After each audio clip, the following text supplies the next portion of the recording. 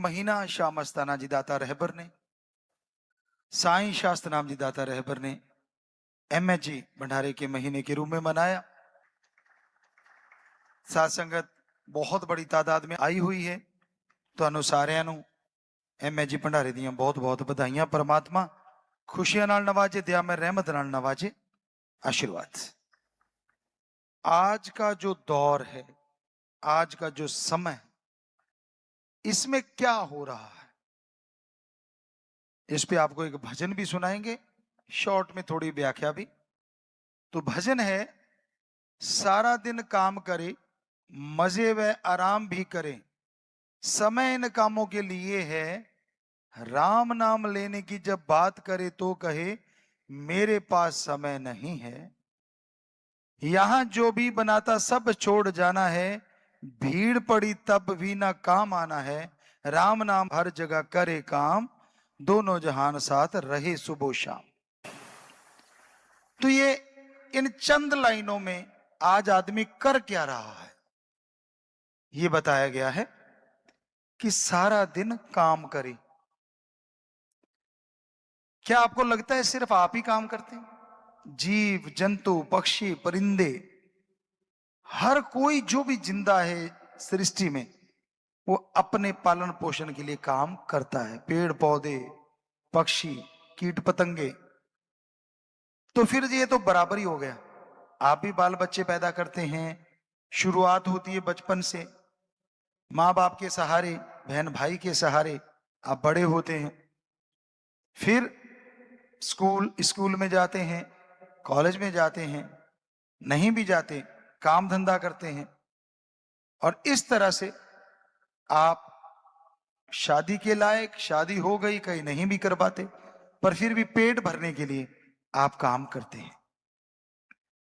असली मकसद होता है पेट भरना। फिर सारा दिन काम करे, मजे व आराम करे। फिर मजे लेने के लिए, आराम करने के लिए तरह तरह के आधुनिक युग में चीजें आ गई। हम नहीं कहते कि वो ना लो, जितनी मर्जी लो, जो मर्जी आराम करो, जैसे मर्जी आप इस्तेमाल करो, वस्तुएं आप खरीद के लाओ अपने हिसाब से।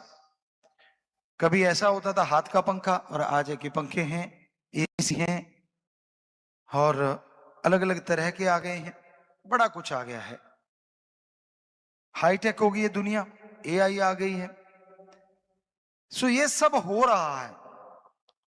तो लगभग लगभग पशु भी अपने पेट भरने के लिए तरीका, चाहे उनका पुरातन क्यों ना हो या आधुनिक क्यों ना हो, वो भी लगे हुए हैं। वैसे देखें तो पशु परिंदों का आधुनिक भी हो गया है। थोड़ी सी जागृति आई है कि आज इंसान पालतू जीव जंतु ज्यादा रखने लगा है, ये खुशी की बात। उनकी संभाल होने लगी है, उनको बैठे बैठे खाने को मिलता है, यानी जैसे आप मूछें ऐंठते हैं खा पी के, वो भी ऐंठते हैं, बढ़िया खाना मिलता है। कई जगह तो अखबारों में खबर आती है, एक एक जीव जो पशु पक्षी है वो करोड़ों का मालिक। अमीर होते हैं, बच्चे आगे हुए नहीं, सारा कुछ उसी के नाम कर जाते हैं, ऐसा भी देखा गया है। सो कहने का मतलब, बात है पेट भरने की। सारा दिन काम करे, मजे व आराम करे, समय इन कामों के लिए है, राम नाम लेने की जब करें बात कहे मेरे पास समय नहीं है। बुरा ना मनाना, हमारे भक्तजन है, सात संगत 7 करोड़ है, उनको अगर छोड़ें तो बड़ा डिफिकल्ट है, इनके लिए भी बड़ा मुश्किल है। जब देखा जाता है कि मालिक का नाम जपो भाई, अच्छा जपना पऊगा, लेना पऊगा, यानी ऐसा लगता है कि क्विंटल वजन उठाना पड़ गया। साईं मस्ताना जी दाता की एक बात सुनाते, कई बार सुना चुके। उनके समय एक सज्जन, शॉर्ट में सुनाना चाहते, गोबर की खाद की ट्राली से, या वो गाड़ी ऊंट गाड़ी थी, उससे वो गोबर की खाद खेतों में डाल रहा था, लथपथ पूरा गोबर लगा हुआ और ये वो सब। तो साईं जी ने देखा, भाई उसको बुलाना, भाई इधर लेके आओ। उसको बुलाया, इसको बढ़िया सफेद रंग की धोती, सफेद कुर्ता, नहा धो के पहना दो भाई। वो कहता, मेरा क्या करेंगे बाबा? वो कहते कुछ नहीं, सारा तैयार कर दिया। कहते बरी देख, तू 2 घंटे सुमरन करेगा, 1 रुपया। उस समय 1 रुपया बहुत था। चल तेरे को भक्ति कराते हैं बेटा, तू बैठ के भक्ति करना। कहता उसको मजे बन गए। सारे दिन में 1 रुपया मिलता था, ये 2 घंटे में और ऊपर से धोती कुर्ता अलग से मिल गया, मजे आ गए।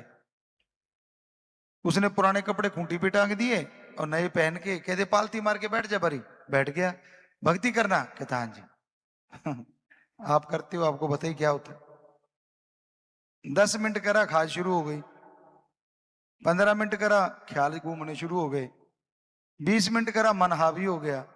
25, 30, 35 करते करते मन इतना हावी हो गया, जब झटके से बाहर निकला आधे पौने घंटे बाद, जो नए कपड़े थे वो खूंटी पे और जो लथपथ कपड़े थे वो पहने हुए, हाथ में कपड़े लिए और कहता बाबा ये ले तेरे कपड़े, ये ले तेरा 1 रुपया।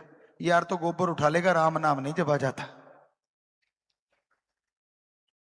तो इतना मुश्किल काम नहीं है जितना कि लगता है। गुरु पीर फकीर, वो तो साईं जी ने एक उदाहरण देने के लिए तभी उदाहरण दिलवा रहे हैं, वो बोल रहे हैं ये सारा खेल रचा था। पर इसका मतलब ये नहीं कि आप कहीं उसका उदाहरण लेके सोचो सारे कि भाई देखो उससे नहीं जपा गया, इसका मतलब जपा ही नहीं जाता। रुचि से सुमरण करो, एक पूरी रुचि हो, इंटरेस्ट, इंटरेस्ट के साथ, लगन के साथ किया गया सुमरन 15 मिनट में राक्षस से देवता बना देता है। इससे कम समय और क्या बताएं आपको। उसके विचार चेंज हो जाते हैं, उसके ख्याल चेंज हो जाते हैं, सतगुरु से लिब लगने लग जाती है, खुशियां आने लग जाती है, अंदर आनंद छाने लगता है। तो कलयुग में तो 15 मिनट से बहुत कुछ हो जाता है। चलो घंटा सुबह शाम कर लो तो फिर तो बल्ले बल्ले, पारे न्यारे हैं। 22 घंटे काम धंधे के लिए, घंटा सुबह शाम मालिक के नाम के लिए, कोई ज्यादा तो नहीं मांग लिया। और ऐसा 2 महीने कर लो, रिजल्ट आपके पास आ जाएगा। तो फिर भी बड़ा मुश्किल है। यहां फिर क्या उसको सिखाने, यहां जो भी बनाता है सब छोड़ जाना। भाई राम नाम के बिना जितना कुछ भी बना रहा है ना, तेरे से पहले वाले छोड़ गए, तेरे बाप दादा परदादा, खेत खलिहान मकान जो भी उन्होंने बनाए छोड़ के चले गए। उसी तरह तेरे साथ भी होने वाला है, जाना ही पड़ेगा। यहां जो भी बनाता सब छोड़ जाना है, भीड़ पड़ी तब भी ना काम आना है। मौके पे काम नहीं आती ये चीजें, मौके पे काम आता है राम का नाम, परमपिता परमात्मा का नाम। जब वो राम का नाम लेते हैं, मालिक की भक्ति करते हैं, तो वो यहां भी, यहां कोई नहीं होता, हजारों किलोमीटर दूर मालिक को याद किया, वहां सहारा दे देगा और मरणोपरांत आगे भी साथ लेके जाएगा। तो इसलिए यहां जो बनाते हो इसका मतलब नहीं बनाना नहीं, बनाओ, बाल बच्चे परिवार के लिए, खुद के लिए बनाओ, करो कर्म, पर किसी को मारो ना, किसी की ठगी ना करो, लोभ लालच ना करो, बेईमानी ना करो, किसी का बुरा ना सोचो। मेहनत हक हलाल, दसनवादी किरत कमाई, हार्ड वर्क करके खाओ और अल्लाह वाहिगुरु गौड़ खुदा रब ओम हरि परमात्मा को याद करते रहो। राम नाम हर जगह करे काम जी, दोनों जहान साथ रहे सुबह शाम जी। तो राम नाम जपो, वो साधेगा। दिन रात पैसे लिए मारो मार है करता फिरे, श्वास तुम सारे यूं ही गवारे, गम टेंशन में ये मरता फिरे। पैसे पैसे के लिए लोग झगड़ा कर लेते हैं, चंद रुपयों के लिए इंसान इंसान का बैरी बना बैठा है। ये माया रानी का खेल है, मन का खेल है, कब किस पे हावी हो जाए, कब। साईं जी के एक वचन है, बिगड़ा मन गुरु का ना पीर का। स्वामी जी महाराज कि जो मन बिगड़ने पे आ जाए तो ये फिर ना गुरु का ना ये किसी पीर का, इतना हावी हो जाता है। तो इसलिए भाई मन की ना सुनो जी। तो दिन रात पैसे लिए मारो मार है करता फिरे, श्वास तुम सारे यूं ही गवारे, गम टेंशन में ये मरता फिरे। श्वास बेशुमार बेशकीमती है, बेशकीमती श्वास, जिनका कोई मुकाबला नहीं है। इसलिए आप अपने कीमती श्वासों को कोशिश करें मालिक की याद में लगाएं, परमपिता परमात्मा की याद में लगाएं, तो अनमोल बन जाएंगे। एक श्वास से पार ब्रह्म हुआ जा सकता है। वो एक श्वास, जब सुन्न समाधि में गए, सतगुरु की गोद में बैठे, हो सकता है वो एक श्वास आपको पार ब्रह्म ले जाए और अगले श्वास आप निज धाम में बैठे हो। इतनी ताकत है इन श्वासों में। और आप काम वासना, क्रोध, लोभ, मोह, अहंकार, मन माया, मन की बातें सुन सुन के करी कराई भक्ति की चटनी कर देते हो, बर्बाद कर देते हो। कभी क्रोध में तड़फे, कभी काम वासना में जल है रहा, समय बर्बाद रे यूं ही हो रहा, मन की गुलामी बंदा कर है रहा। क्रोध, गुस्सा आ गया, आदमी बिल्कुल ऐसा बन जाता है जैसे जल्लाद, बेरहम। नथुने फैल जाते हैं, आंखें फैल जाती हैं, उसे कुछ नहीं दिखता, कईयों के हाथ पैर कांपने लगते हैं, वो अति हो जाती है, तब ब्रेन स्ट्रोक भी आ सकता है। इसलिए ब्रेन में झटका लग सकता है सीधी भाषा में। तो ऐसा नहीं करना चाहिए। काम वासना, कई लोग इसी के लिए जीते हैं, इसी के लिए ही दिन रात भागे फिरते हैं, ये भी बिल्कुल गलत है। इससे समय बर्बाद हो रहा है, आप बर्बाद हो रहे हैं और मन के गुलाम बनते जा रहे हैं। गुलामी से आजादी का मार्ग राम का नाम है। समय बर्बाद रे यूं ही है हो रहा, मन की गुलामी। क्रोध में जल जाता है आदमी, मन मन पक्केदा, पंजाबी च क्या जाता है, मन तेरा हो गया मन पक्केदा, यानी 40 किलो का हैवी।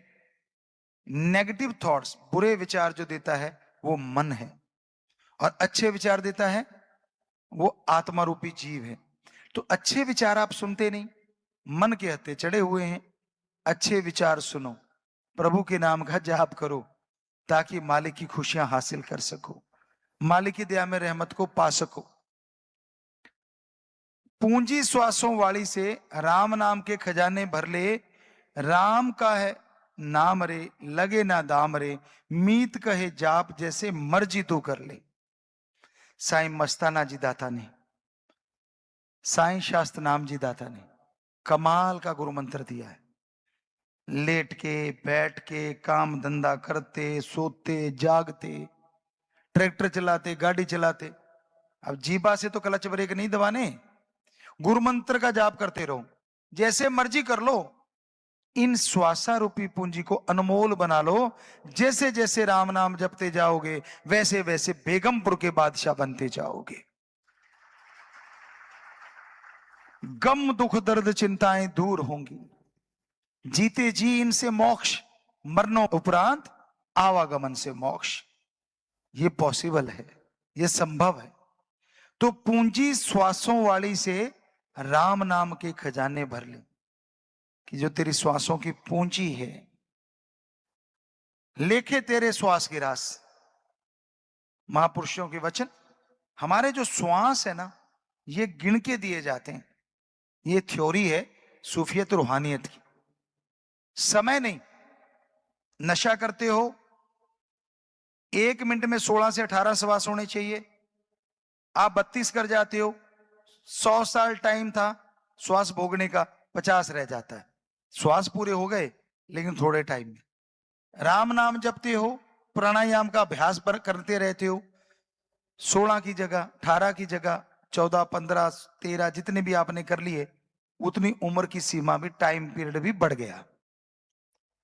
तो श्वास आपके बेशकीमती हैं, जो चला गया वापस नहीं आता। समय भी वापस नहीं आता, ऐसे श्वास भी नहीं, जो निकल गया वो गया, गिनती कम हो गई। लोग कहते हैं हम बढ़ रहे हैं, ये तो भाई बड़ा हो गया। संत कहते नहीं, तू घट रहा है। जितने श्वास मान लो 100 लिखे थे, ऐसा एक उदाहरण के तौर पे 25 निकल गए, तो पहले तू 100 रखे हुए था, 75 ही रह गए, तो छोटा हो गया भाई, नजदीक पहुंच रहा है आखिरी अवस्था के, जिसे मौत कहा जाता है। तो पूंजी श्वासों वाली से राम नाम के खजाने भर ले। खजाने आत्मा को तृप्त कर दे, आत्मा को माला माल कर दे। यकीन मानो, अगर इन श्वासों से सुमरन करोगे, भक्ति करोगे, तो मालिक के दर्शनों के लायक बन सकते हो। मृत्यु लोक में भी उसको आके आपको दर्शन देने पड़ेंगे। तो राम का है नाम रे, लगे ना दाम रे, मीत कहे जाप, जैसे मर्जी तू कर ले। खाते पीते पहनते आदत सी बना लो। नहाते, बाथरूम सिंगर होते हैं बहुत, बाथरूम में गाते हैं, तो बजाय कुछ और गाने के जो गुरुमंत्र दिया है, बाहर ना जाए, आप उसको गाते रहो।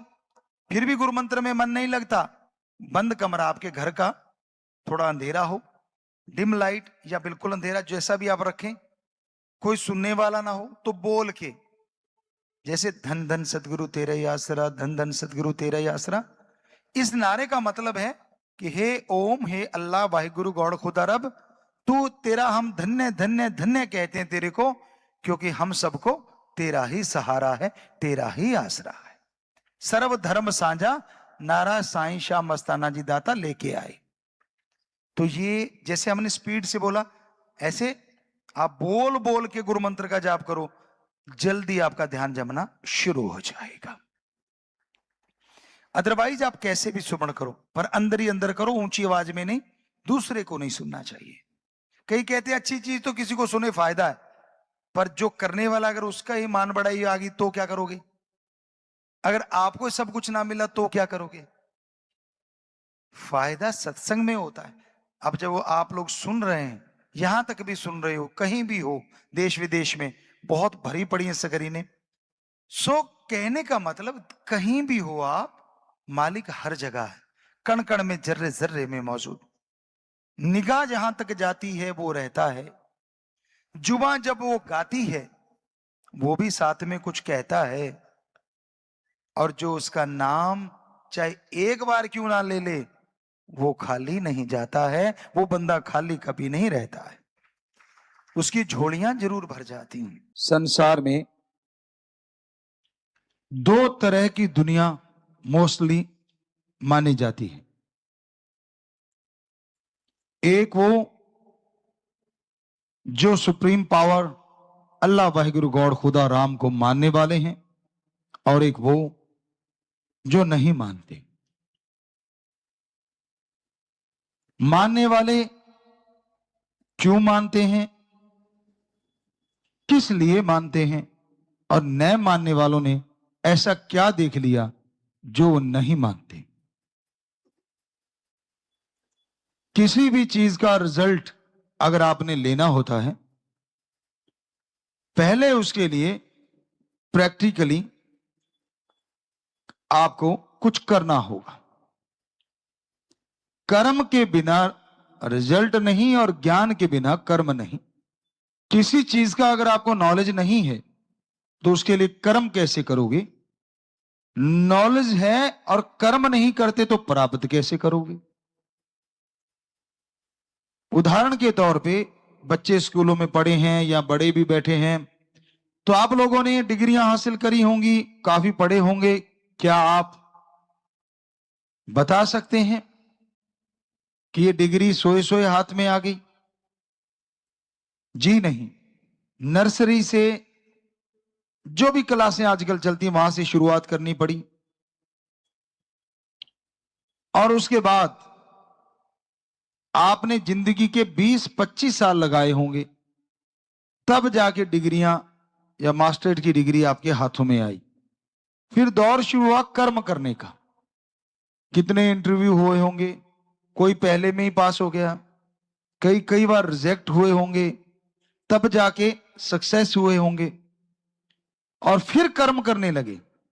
तो यानी जो भी आलिम फाजिल पढ़े लिखे भाई बहन बच्चे बैठे हैं, खास करके वो लोग जो कहते हैं भगवान अल्लाह वाहिगुरु गॉड खुदा रब कुछ नहीं होता, फजूल की बातें हैं, तो अगर हमारे जैसे संत ये कि डिग्रियां डुगरियां कुछ नहीं होती, ये तो फजूल की बातें हैं, तो आपको यकीन आएगा?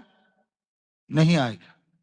आप कहें गुरुजी डिग्री तो होती है, तो फिर हम कहेंगे ला मेरे नाम पे सारी डिग्रियां दे दे।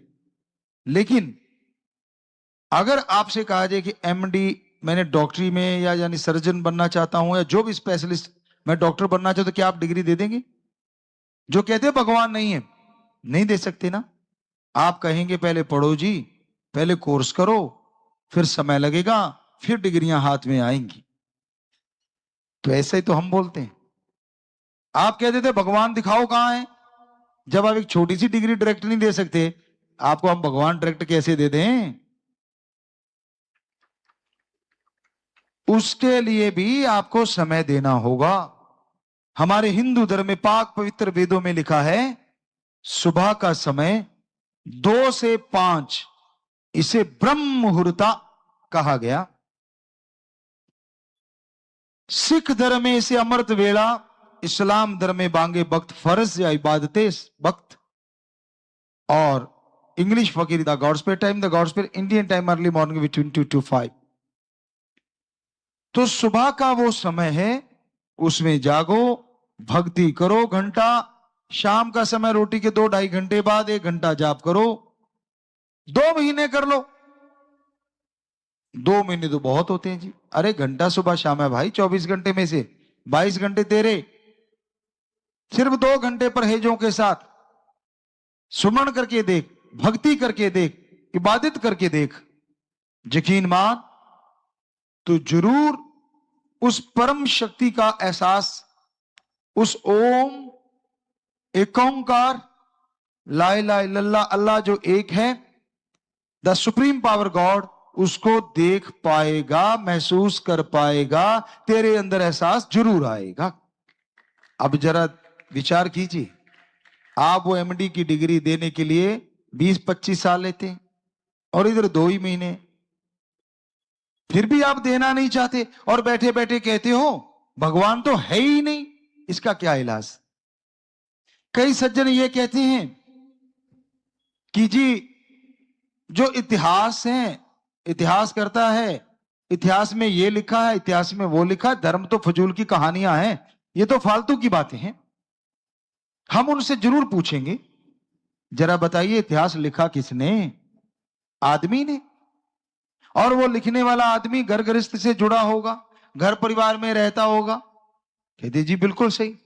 तो हमारे धर्म भी आदमी ने लिखे हैं, पर वो जंगलात में चले गए। जैसे आपके कोई इतिहास करता रहे होंगे, वो डिग्रियां ली होंगी, डॉक्टरेट होंगे, वैसे हमारे वाले जो थे वो संत फकीर ऋषि मुनि पीर पैगंबर कहलाए। उन्होंने पूरी उम्र का रिसर्च उन किताबों में दे दिया और उन्होंने अपना पूरा एम बना के चले, जिंदगी में और ऐसा कर्म किया ही नहीं। इतने इतने साल लगाए उन्होंने। अब आप ही बता दीजिए यकीन किस पे करना चाहिए? आप कहते ना इतिहास वाले पे। क्यों भाई? उस पे आप यकीन कर रहे हो, वो भी आदमी ने लिखा है। और जो संतों ने, महापुरुषों ने पवित्र ग्रंथ लिखे, वो प्रैक्टिकली मेथड ऑफ मेडिटेशन है। करके देखो 2 महीने, रिजल्ट ना आए तो कह देना। और आप बड़ा इतिहास कभी कल को बदल जाता, दूसरा है उसने बदल दिया। कितने आए जिन्होंने बदल के रख दिया? पहले हमारे देश में राज किसी और का था, यानी सैकड़ों साल पहले, तो उसने अपने हिसाब से इतिहास को तोड़ो मरोड़ा।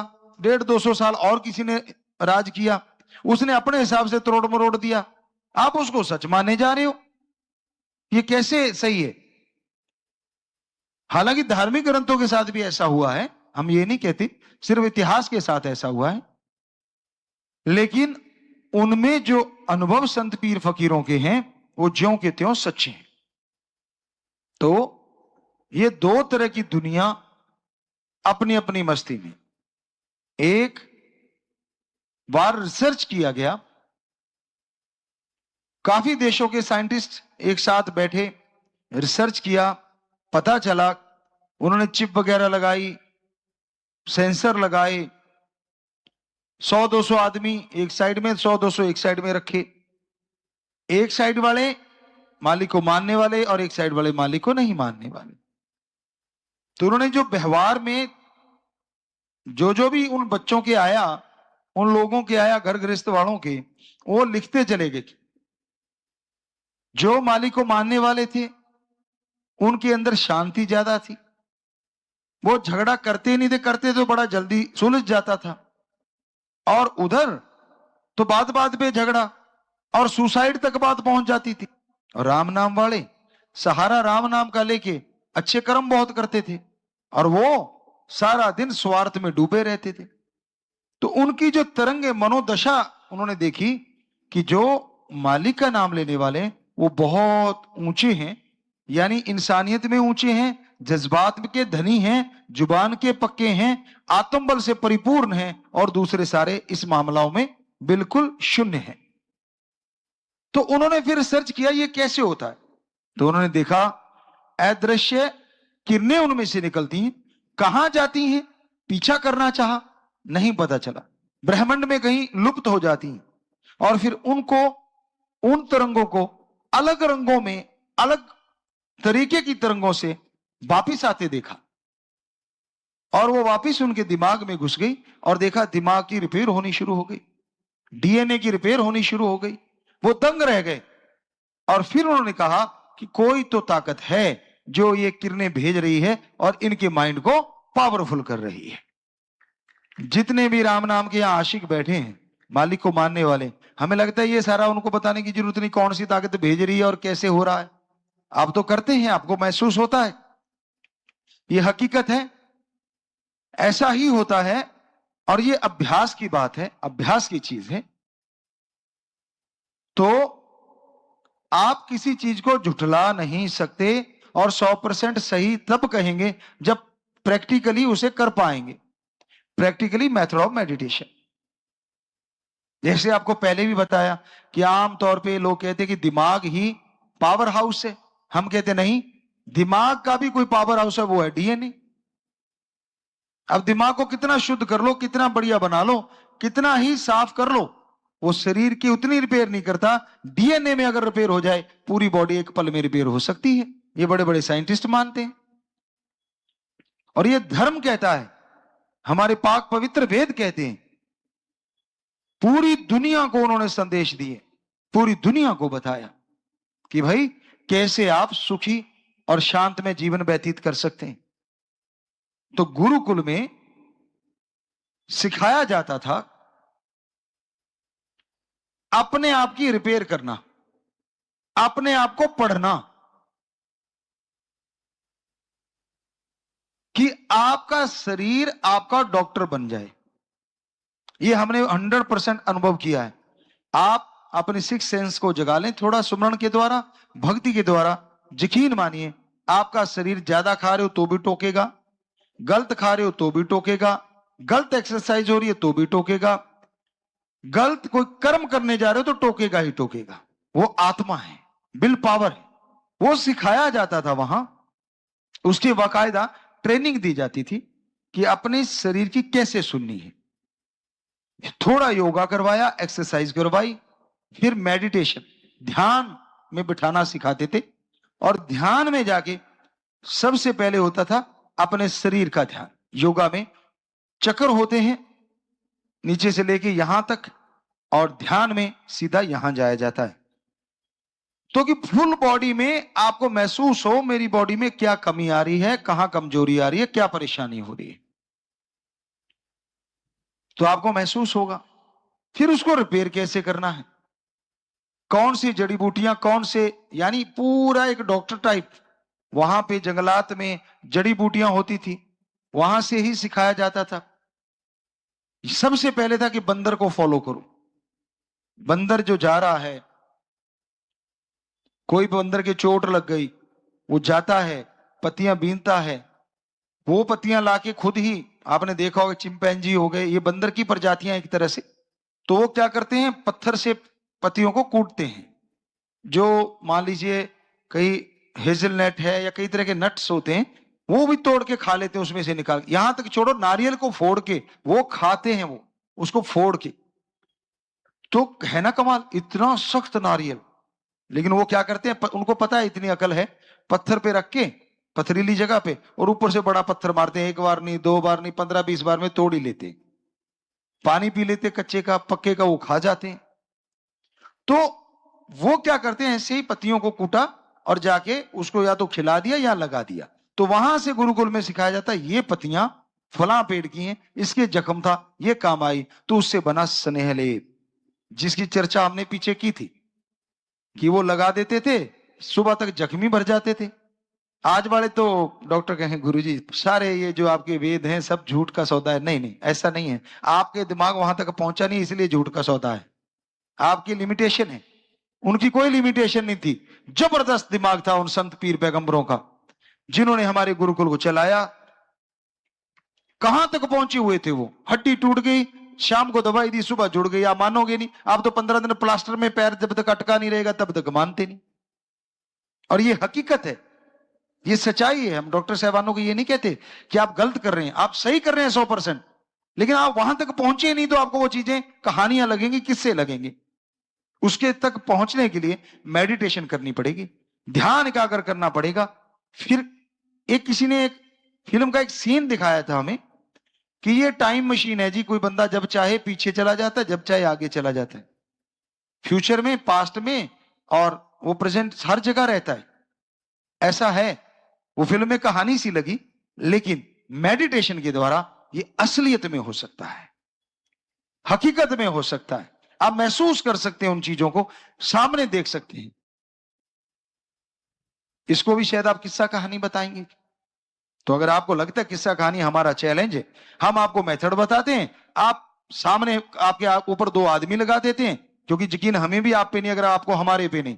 वो निगाह रखेंगे आप घंटा भक्ति करते हो कि नहीं, निगाह रखेंगे आपकी, और घंटा सुबह घंटा शाम प्रैक्टिकली मेथड ऑफ मेडिटेशन करके देख लो, एहसास आने शुरू हो जाएंगे। फिर तो आपकी रुचि बन जाएगी ना, फिर आदमी चले जाएंगे। पर आप भक्ति नहीं करते, उसको फजूल समझते हैं, आपका माइंड ही नहीं मानता कि मैं इससे आगे बढ़ूं। और क्या कहते हो आप डॉक्टर साइंटिस्ट, क्या कहते हो? इंसानी बॉडी को 5 से 7% पढ़ पाए, ज्यादा से ज्यादा कोई कहेगा 10 या 15, इससे आगे कोई नहीं गया। तो आदमी के शरीर का दिमाग ही नहीं पढ़ा जा पा रहा, कब वो रिएक्ट कर देता है, कब क्या बना देता है। एक आदमी था और उसका बिल्कुल मृत्यु नजदीक थी, तो उन देशों में इच्छा मृत्यु का प्रावधान है। तो उसने उनको कहा कि जी मैंने तो ये स्वीकार करनी है। तो वो डॉक्टर कहने लगे अगर तूने ऐसे ही है तो हमें एक तजर्बा भी हो जाएगा, समाज के लिए कुछ काम कर जा। कहता बोलो। कहते हम तेरे ये कोबरा, सामने कोबरा रख दिया कि ये तेरे काटेगा और तेरे मौत होगी, हम देखना चाहते हैं तब तब कौन कौन से रसायन और क्या क्या शारीरिक प्रक्रिया होती है या प्रतिक्रिया होती है वो देखना चाहते। कहता कोई बात नहीं, मैंने तो जाना ही है। तो आंखों पे पट्टी बांध दी, कोबरा उसको दिखा दी, आंखों पे पट्टी बांध दी, एक सुई ली और उसके पैरों पे 2 बार सुई मारी और वो मर गया। सारे दंग डॉक्टर, ये क्या हो गया? अब चेक किया गया, हार्ट अटैक नहीं हुआ उसे, माइंड फेलियर नहीं हुआ। क्या हुआ? उसके 2 कोबरे का जहर उसके अंदर से मिला। बताओ कहां से आया? अभी तक रिसर्च चल रही है कि माइंड इतना कुछ क्रिएट कर सकता है आदमी के अंदर। उसने कल्पना कर ली आंखें बंद करते ही कि भाई अब काटेगा तो वो काटेगा, तो माइंड उसके लिए तैयार हो गया, डीएनए तैयार हो गया कि भाई इसको अब ये डोज आने वाली है। और उसने सोचा जैसे सुई लगी कि आ गई। तो ये क्रिएशन हुआ कैसे? अभी तक उलझे पड़े हैं साइंटिस्ट, अभी तक पता नहीं चला। पता चला हो तो हमें कोई, हमारे डॉक्टर साहबान या कोई भी जरूर बताना, क्या उसका कोई रिजल्ट आया अभी तक? यहां तक हमें तो नहीं मिला। उन चैनलों पे देखा तो कभी सुना नहीं कि उसका कोई रिजल्ट निकला कि वो हुआ कैसे। अब एक कोबरा नहीं, 2 का जहर अंदर से मिल गया, और वीडियो भी बताते हैं उसकी है, सब कुछ है। तो कहने का मतलब ये चीज आपको अभी तक पता नहीं चली। हमारे 12,000 साल पुराने पाक पवित्र वेदों में ब्रह्मचर्य आश्रम में बच्चों को ये पढ़ाई जाती थी कि माइंड ऐसा ऐसा क्रिएशन कर सकता है जो आप कल्पना नहीं कर सकते। तो अगर 2 कोबरे का जहर पैदा कर सकता है, तो जब ध्यान में वो संत हमारे ऋषि मुनि बैठते थे, क्या ये पॉसिबल नहीं? वो हवा में उड़ने लग जाते थे। अगर 2 कोबरे का जहर अंदर बन सकता है तो हवा में उड़ा क्यों नहीं जा सकता? ये तो माइंड के ऊपर है। उसकी शक्ति को हमने इस्तेमाल नहीं किया, तो वहां इस्तेमाल करना सिखाया जाता था। कैसे उठते हैं धरती के ऊपर से ध्यान के द्वारा, कैसे आगे बढ़ा जाता है, कैसे अपने आप को आप गति देते हैं, कमांड देते हैं। अब आप कंप्यूटर को कमांड नहीं देते, फिर कमांड दे देंगे वो चीज चलती है, नहीं, ये फलाने वाली कमांड दे दो, धिंगड़ वाली कमांड दे दो, वो इनकी भाषाएं हैं। लेकिन माइंड भी तो बॉडी को कमांड देता है। वो सिखाया जाता था गुरुकुल में। जरा सोचिए स्टूडेंट कैसे होंगे जिनको ये पता होता था कि मैं चाहूं तो उड़ भी सकता हूं, मेरे अंदर की पावर को मैं और ज्यादा कर सकता हूं, कॉन्फिडेंस और बढ़ा सकता हूं, अपनी बॉडी की जो शक्ति है उसको और बढ़ा सकता हूं विल पावर के द्वारा। खुराक, यहां कई सज्जन बैठे होंगे 10 रोटियां खाते होंगे, हैं सींकिया पहलवान, और कई कहते हैं हम पानी पीते हैं फिर भी गामा पहलवान। कहने का मतलब बहुत मोटे ताजे हो जाते। ये उनकी सोच है कि मेरा मोटापा कभी जाएगा ही नहीं, अपन तो मोटा ही रहने का है, खाओ दुनिया जाए भाड़ में, खाते चलो। तो 50% माइंड तैयार हो गया, तूने मोटे ही रहना है।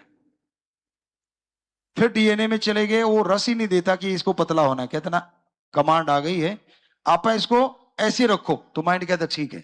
आप 25% और जुड़ गया, 75% काम हो गया, रह गया 25%।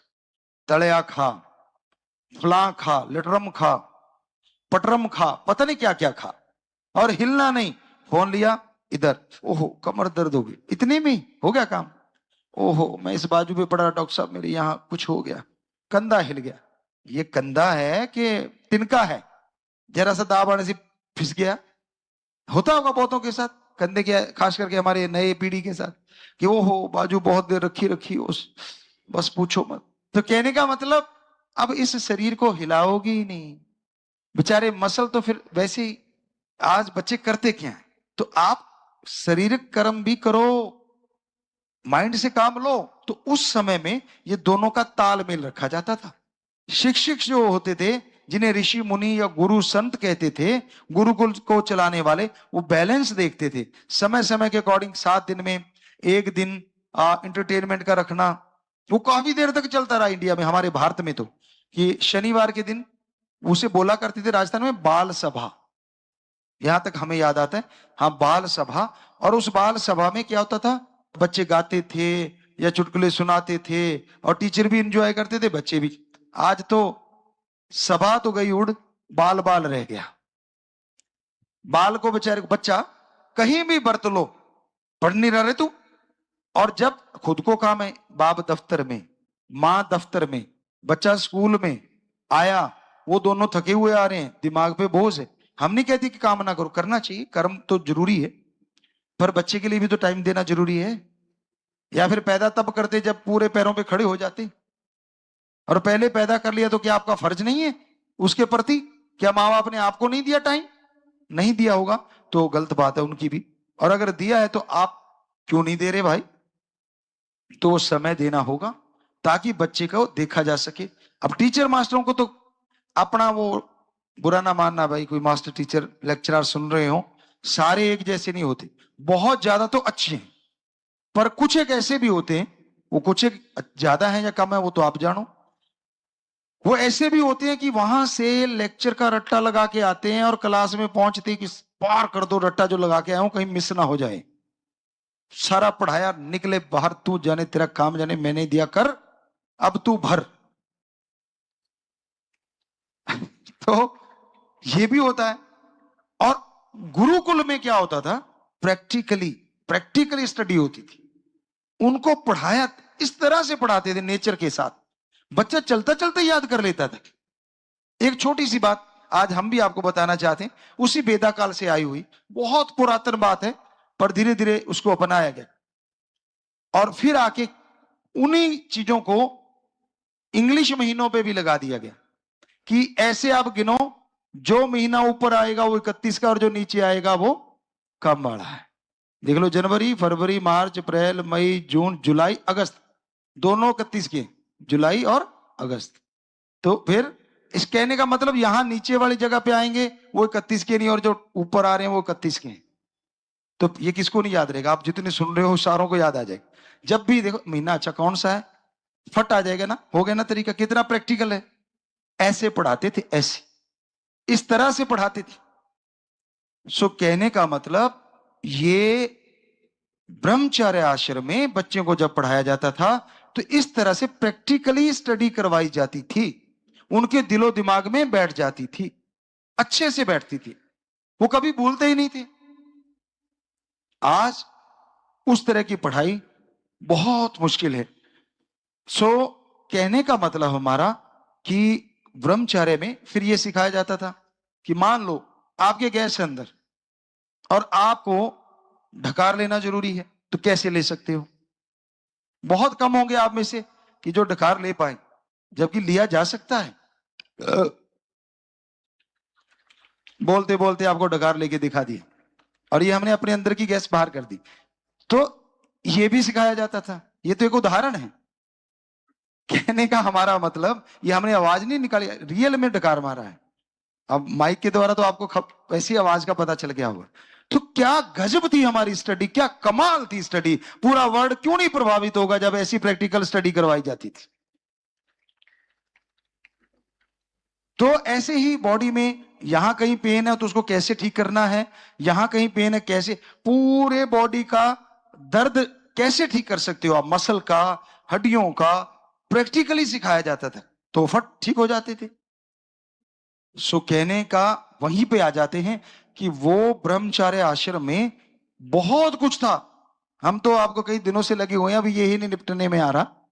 सोच के देखो इसमें और क्या क्या होगा, बहुत कुछ है। कई सज्जन कह रहे थे गुरुजी आजकल तो इंस्टाग्राम पे बच्चे शायद 1-1.5 मिनट का डाल दो, वो ही ज्यादा अच्छा लगता है, उसके बाद तो यूं उठा मार देते तो लंबा चल, मतलब कैपेसिटी इतनी रहेगी ये सुनने की। सो हम यही चाहते हैं कि गागर में सागर, थोड़ी टाइम में ज्यादा ज्ञान। यह भी सिखाया जाता था कि थोड़ी देर में ज्यादा कैसे आप हासिल कर सकते हो, शारीरिक तौर पे और मानसिक तौर पे। यह भी हमारे पाक पवित्र वेदों में लिखा है, गुरुकुल में सिखाया जाता था। क्या आपको नहीं लगता कि ऐसा गुरुकुल आज भी होना चाहिए? तो यह गुरुकुल गया ही कहीं नहीं, क्योंकि यह तो हमारे पवित्र धर्मों में आज भी है। बस उसको लागू करने की देर है, उसमें चलने की देर है। पर फिर वही बात, कई बच्चे कहते गुरुजी आप ज्यादा ही चीजों पे ऐसा करते हो।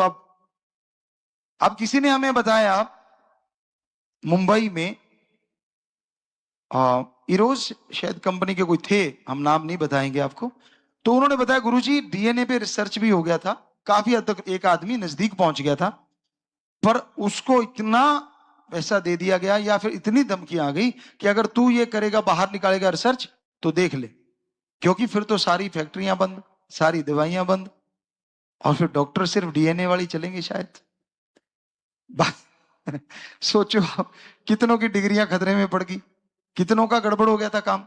तो वो सारा बंद करवा दिया गया। उसने हमें बताया, हमने नहीं देखा, हमें नहीं पता, कोई प्रूफ नहीं है हमारे पास, लेकिन उसके कहने के अनुसार कि गुरुजी ऐसा हो चुका है। तो इसका मतलब पवित्र वेदों में जो लिखा है, वो जो ब्रह्मचर्य में सिखाया जाता था 100% सच था, है और आगे भी रहेगा। ये डीएनए ही असली पावर है आदमी के अंदर, उससे इसके पावर को बढ़ाया जा सकता है। वो गड़बड़ होने पे आदमी को बीमारियां हो जाती हैं, और उसी को अगर सुधार दें सारी बीमारियां दूर हो जाती हैं। प्रेम से ही ये दुनिया हंसी है, जो प्रेम नहीं है तो कुछ भी नहीं है। मालिक का प्यार, उस ओम हरि अल्लाह गॉड खुदा रब वाहिगुरु ईश्वर, जिसके करोड़ों अरबों नाम है, उसका प्यार,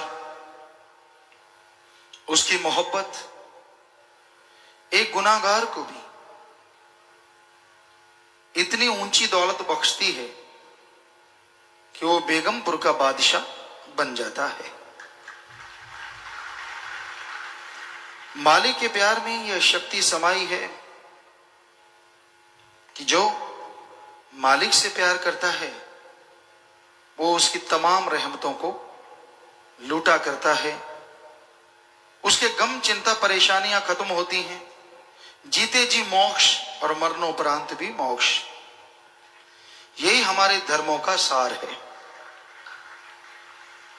जीते जी गम, दुख, दर्द, चिंता, टेंशन, परेशानियां, इन सब से मुक्ति मिल जाए, और मरने के बाद आवागमन से मोक्ष मिले, इसी को सच्ची मुक्ति कहा जाता है। इसी का नाम सच्चा मोक्ष है। और सच्चा मोक्ष हासिल करने के लिए अपने आत्मविश्वास को जगाना जरूरी है। आत्मबल, आत्मविश्वास जो जिसके अंदर जितना बुलंदी पे होता है वो उतना ही अच्छे नेक कामों में तरक्की करता चला जाता है, उतनी ही उसके अंदर असीम शांति रहती है।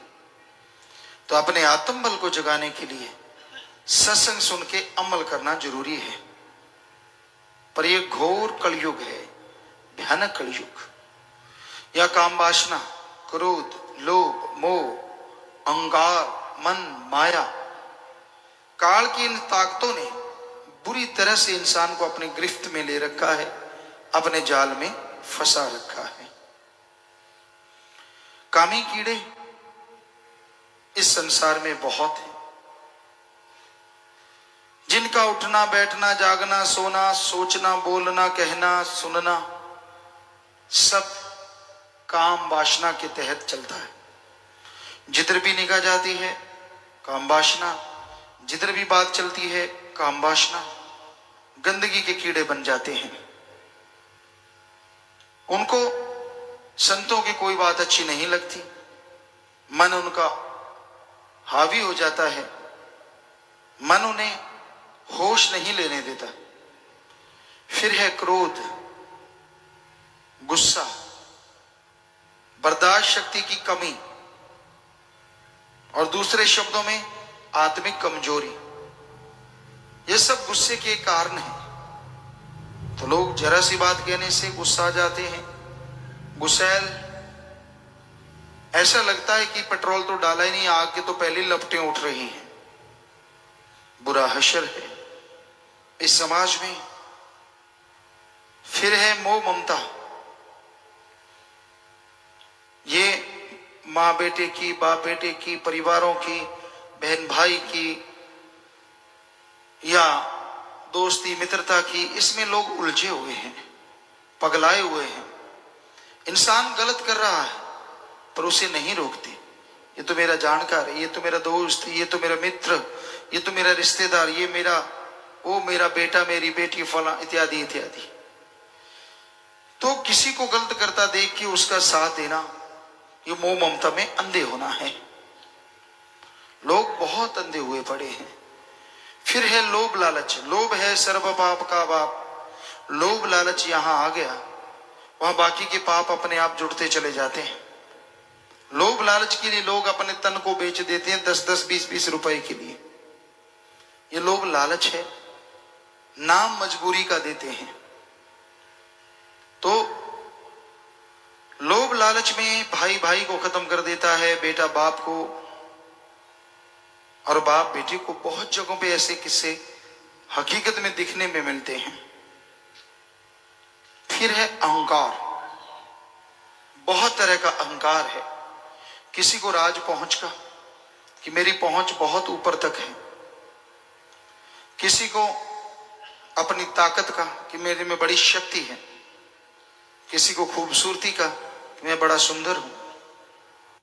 किसी को अपनी अकल का, कि मेरे जैसा कोई अकल वाला ही पैदा नहीं हुआ। किसी को मन का सूक्ष्म अहंकार, किसी को कोई तो किसी को कोई। बहुत तरह के अहंकार इस संसार में छाए हुए हैं। और अहंकारी पुरुष कभी किसी को अच्छा नहीं लगता। जितना जीव अहंकार करता है उतना ही मरता है। तन गया सो गवा गया, झुक गया सो पा गया। ये तो रूहानियत की रीत है। जो इंसान दीनता नम्रता का पल्ला पकड़ लेते हैं, समाज में क्या, रूहानियत में क्या, यहां क्या, दोनों जहां में उसको तमाम खुशियां मिलनी शुरू हो जाती हैं। तो अहंकारी पुरुष कभी किसी की सुना नहीं करते, अहंकार में अकड़े रहते हैं, गुस्साए हुए। संत पीर फकीरों की बात भी अच्छी नहीं लगती, क्योंकि जब अहंकार जाता है मन, बिगड़ा मन गुरु का न पीर का। किसी की नहीं सुनता, और की तो क्या सुननी है। आप कहीं भी निगाह मारो, लोगों में आप उसे पहचान सकते हैं कि ये इंसान अहंकारी है, घमंडी है, इसका मन हावी है, क्योंकि मन जालिम है और अहंकार उसका एक बहुत बड़ा हथियार है। फिर है माया। माया के दो रूप, एक दिखता है धन दौलत जमीन जायदाद हीरे मोती लाल जवाहरात, एक दिखता नहीं है प्रत्यक्ष। दुनिया में जो सच है उसको झूठ दिखाता है और झूठ को सच। अल्लाह वाहिगुरु ओम हरि गौड़ खुदा रब और उसकी भक्ति सच और सच्चाई है, उसको कहेगा फजूल की बातें, फालतू की बातें। और उसके अलावा समाज में कुछ भी आप करते हैं वो सब झूठ है। एक दिन यही बनेगा, यही छोड़ के जाना होगा, सब कुछ छोड़ के जाओगे, खाली हाथ नंगे पांव जाना होगा। पर उसके लिए मन कहते नहीं ये तेरा, उसे अपना बना ले, उसे और अपना बना ले। तो इस तरह माया मन मिलके जीव को गुमराह करते रहते हैं। और इन सातों के चक्रव्यूह से बचने के लिए जरूरी है सत्संग सुनो, सुन के अमल करो, फिर मालिक का प्यार पैदा होगा। और जो मालिक से प्यार करेंगे वो मालिक की औलाद से भी निस्वार्थ बेगर्ज तरीके से प्यार करना सीख जाएंगे। तो इसलिए भाई निस्वार्थ भावना से सबसे प्यार करो, मालिक से मालिक को मांगो, वचनों पे अमल करो, फिर किसी को अंदर ना बाहर कहीं भी कोई कमी नहीं रहती।